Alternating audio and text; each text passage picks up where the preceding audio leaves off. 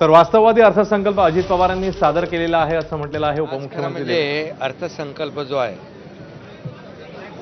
आमचे अर्थमंत्री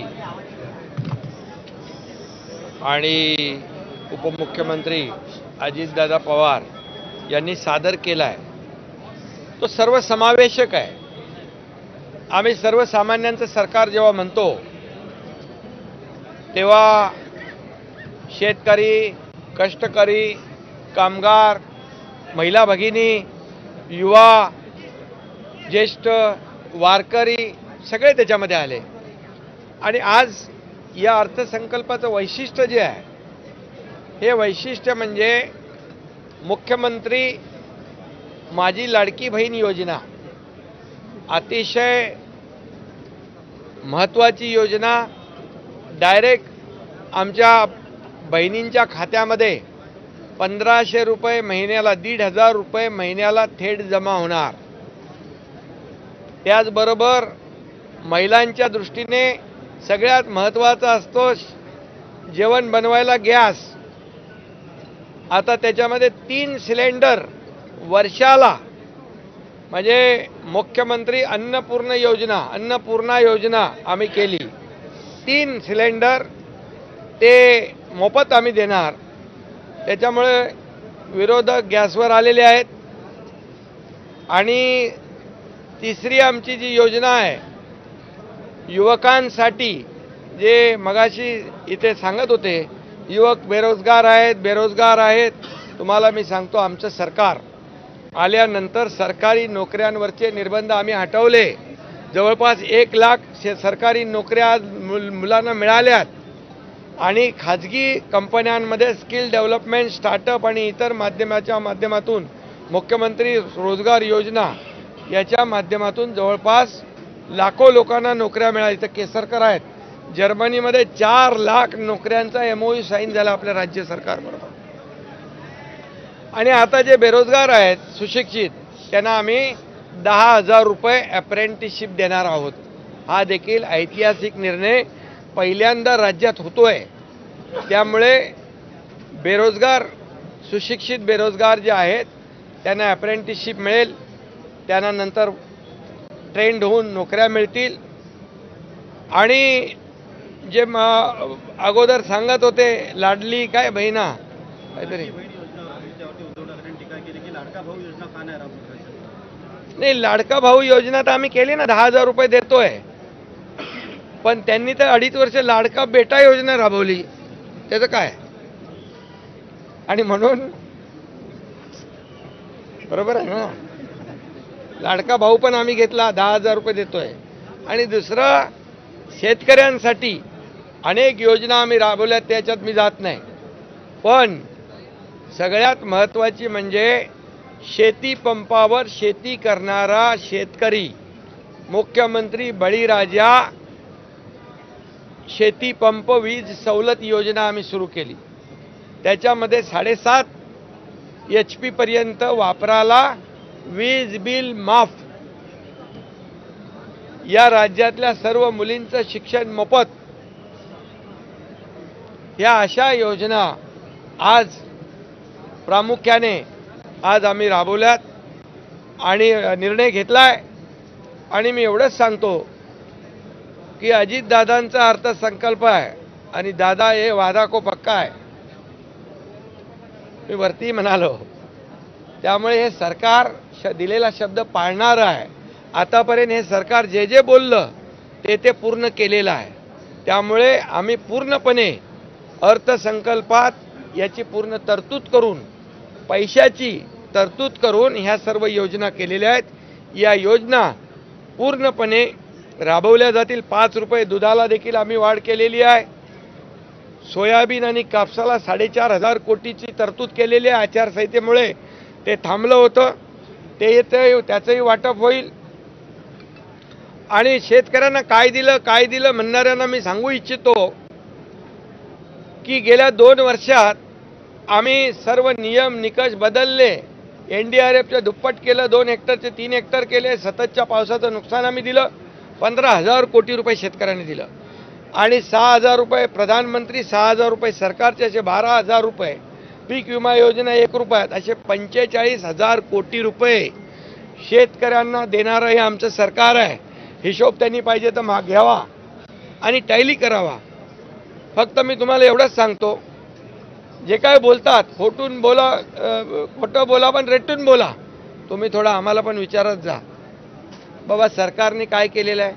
आता खत आणि बियाणावर म्हणतात GST आहे, आता त्याच्यावर GST नाहीच आहे खतावर.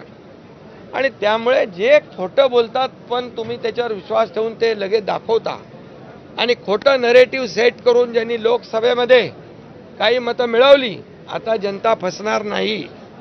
आमचा अर्थसंकल्प बघून त्यांचे चेहरे पांढरे फटाक पडले होते, चेहरे उतरले होते, मोठ्या जोशामध्ये आले होते. आता लोकसभा आम्ही जिंकली. अरे विधानसभेमध्ये आज 2 वर्ष जे आम्ही काम केलेलं आहे सरकारने, त्याची पोचपावती लोक देतील. काय म्हणाले ते, चादर लोकसभा में चादर फटी क्या. अरे बाबा ऐका, हा ऐका, अरे अरे अरे अरे अरे अरे बाबा ऐका. औरंगजेब आणि याकूब मेमन यांना मनाने ज्यांनी फादर मानलंय त्यांना चादरीशिवाय काय दुसरं दिसणार. आणि तुम्हाला मी सांगतो की लोकसभेमध्ये काय मिळवलंय त्यांनी. अरे जंग पछाडले मोदीजींना हटवायला. मोदीजी तर प्रधानमंत्री झाले आणि तुम्ही 40-50 वरून 99 वर पोचले. म्हणजे तुम्ही पेढे कसले वाटताय येड्यासारखे. म्हणजे तुम्ही हरले म्हणून पेढे वाटताय का एवढ्या वर्षांनी विरोधी पक्षनेतापद मिळालं म्हणून पेढे वाटताय. हसायचं का रडायचं हे समजत नाही आम्हाला.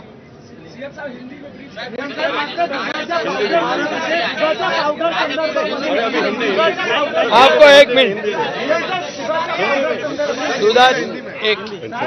आज का जो अर्थसंकल्प अर्थ मंत्री और उप मुख्यमंत्री मेरे सहयोगी अजीत दादा पवार जी ने जो सादर किया है, उनका मैं बहुत बहुत अभिनंदन करता हूँ. ये अर्थसंकल्प जो है सर्व समावेशक है. महिला, युवा, किसान, ज्येष्ठ, वारकरी, सभी लोगों को आगे बढ़ाने वाला, उनकी उन्नति, उनकी प्रगति करने वाला, उनको न्याय दिलाने वाला ये अर्थसंकल्प साबित हुआ है. और इसलिए मुख्यमंत्री माझी लाड़की बहन योजना 1,500 रुपया डायरेक्ट DBT वो हमारे बहन के खाते में जाएगा. 3 गैस सिलेंडर, चिंता रहती है ना बहन को, गैस सिलेंडर खत्म हो गया, बढ़ गया. 3 सिलेंडर राज्य सरकार मुफ्त में देगी. और ये सिलेंडर देने की वजह से विपक्ष भी गैस पर आ चुका है और ये भी हमने शुरू कर दी. दूसरी अन्नपूर्णा, मुख्यमंत्री अन्नपूर्णा योजना. तीसरी योजना जो है मुख्यमंत्री युवा प्रशिक्षण योजना. वो कह रहे थे बेरोजगार युवाओं का क्या, उसका भी ख्याल सरकार ने रखा है. 10,000 रुपया अप्रेंटिसशिप उनको मिलेगा. 10 लाख युवक जो देश राज्य में है उनको इसका फायदा होगा और उनको काम मिलेगा, वो ट्रेंड होंगे, वहाँ नौकरी मिलेगी. और नौकरी देने के लिए हमारी सरकार सरकारी नौकरियां भी और प्राइवेट नौकरियां भी जितनी ज़्यादा मिले उतनी कोशिश हमारी सरकार कर रही है. चौथी बात, जो किसान जो कृषि पंप से खेती करता है उसको भी बिजली मुफ्त में देने का निर्णय लिया है. 50 लाख किसानों को इसका फायदा होगा. और जो हमारी बेटियां हैं उनके लिए भी मुफ्त में शिक्षण एजुकेशन देने का निर्णय हमारे सरकार ने लिया है.